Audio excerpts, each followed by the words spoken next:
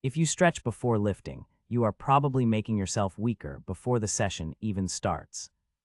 Not by a tiny amount. Research shows the kind of stretching most people do before training can reduce how hard your muscles can squeeze, lower your explosive power, and weaken the signal your brain sends to your muscles to fire.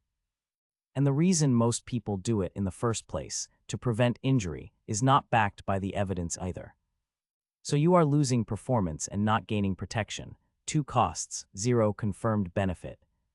The frustrating part is that almost everyone was specifically taught to do this. Coaches told you, PE teachers told you, the person at the gym who looked like they knew what they were doing told you. It became one of those habits that nobody questions because it feels responsible.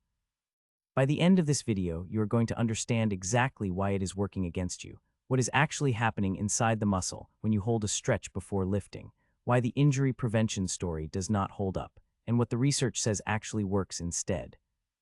Let us start with the most important thing, what stretching before training is actually doing to your body.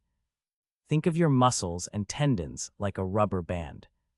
A fresh rubber band kept at normal length snaps back fast and hard when you release it. That snap is power. That snap is exactly what your muscles need when you squat heavy, when you press, when you do anything that requires force or speed.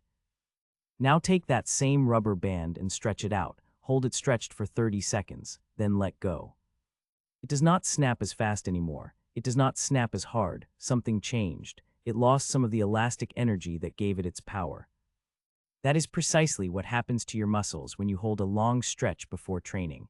The muscle and tendon lose some of their elastic quality. The snap weakens. The rubber band becomes a little looser than it was before. Research published in PMC in 2024 confirmed this directly. Holding a static stretch for more than 60 seconds per muscle can reduce your maximum force output, lower your explosive power, and reduce how activated your muscles are, all immediately after the stretch, right before you need those qualities most. And it gets worse when you hold longer. A systematic review published in the Journal of Functional Morphology and Kinesiology in 2023 looked at studies comparing different stretching intensities. Higher intensity stretching reduced strength more than lower intensity. The harder you stretch, the more you weaken yourself before the session. So what is actually happening inside the muscle? There are two things going on. The first is physical. Your muscles and tendons have a natural stiffness that stores and releases energy like a spring. When you walk, run, or lift, that spring loads and unloads with every movement. Holding a long stretch temporarily reduces that stiffness. Less stiffness means less stored elastic energy. Less elastic energy means less power when you need it. The second is neural. Your nervous system controls how strongly your muscles contract. Think of it like a volume dial. When everything is primed and ready, the volume is high. When you have just spent 2 minutes holding a stretch, the volume gets turned down. The signal your brain sends to the muscle is weaker. The muscle responds less aggressively to the command. Both of these effects are temporary. They wear off in about 30 minutes, but 30 minutes is your entire warm-up and your first few working sets. That is exactly when you need full power. Now let us talk about injury prevention, because this is the big one. Most people are not stretching before training because they want to improve flexibility. They are stretching because they believe it keeps them from getting hurt. This belief is everywhere. It is one of the most common pieces of fitness advice ever given, and the research does not back it up.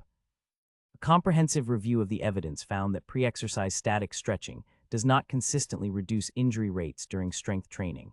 What reduces injury risk over time is having muscle and connective tissue strong enough to handle the loads you are placing on them. Progressive training builds that strength. Holding a stretch for 45 seconds before your warm-up does not. The confusion comes from mixing up two different things. Static stretching over time does improve flexibility. More flexible muscles over weeks and months may move through a better range of motion. That is real, but that is a chronic adaptation from consistent stretching practice. It is not what happens in the 5 minutes before your first set. In those 5 minutes, the stretch makes the muscle temporarily looser and weaker. It does not make it more resilient to the forces of lifting. So where does that leave you? You still need to warm up. Jumping straight from the locker room to a heavy squat is not the answer. The question is what kind of warm-up actually prepares your muscles to perform rather than weakening them. The answer is a dynamic warm-up, and the research is consistent that this approach does not reduce performance. In many cases, it improves the first set slightly by priming the muscles to fire. A dynamic warm-up has 3 parts and takes the same amount of time as a stretching routine.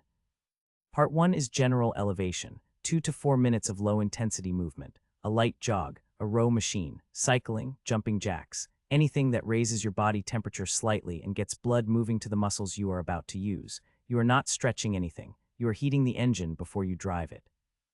Part 2 is movement-specific activation. You move through the pattern of the exercise you are about to do, with very light load or no load at all. Bodyweight squats before heavy squats, arm circles and light overhead press before pressing, hip hinges with no weight before deadlifting, lateral leg swings before lower body work.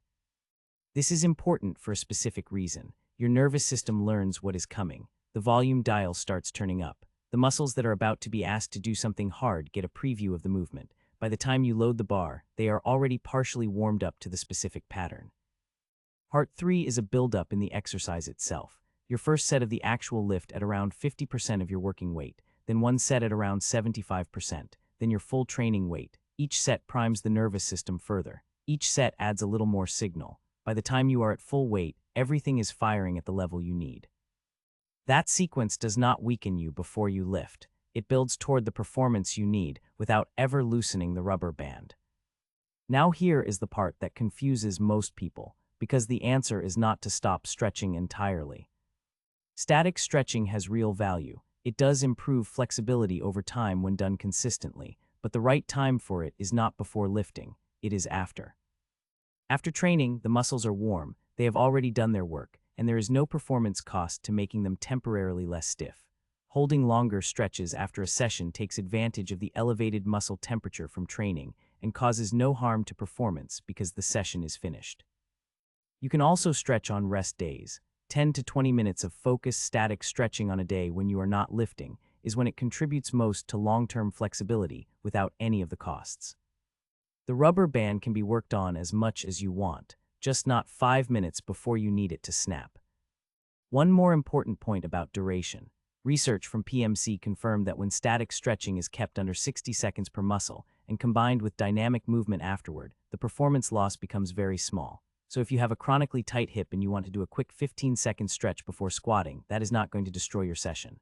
The problem is the long holds, 30, 40, 60 seconds or more per muscle, right before heavy lifting.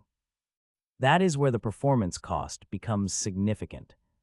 Short holds are fine if needed. Long holds before lifting are the problem. The practical change is simple. Take everything you were doing before training and move it to after training or to a rest day. Replace it with 5 minutes of general movement and movement-specific activation. The total time stays the same. The outcome is different from the first rep. Before we close, if you have existing injuries, joint problems, or are recovering from surgery, talk to a physiotherapist before changing your warm-up. This content covers general performance science in healthy adults and does not replace individual guidance for specific conditions. If this changed how you think about what warm-up is actually for, subscribe and leave a like. Tell me in the comments, were you doing long holds before lifting and feeling like you were doing the right thing, or did you already suspect something was off?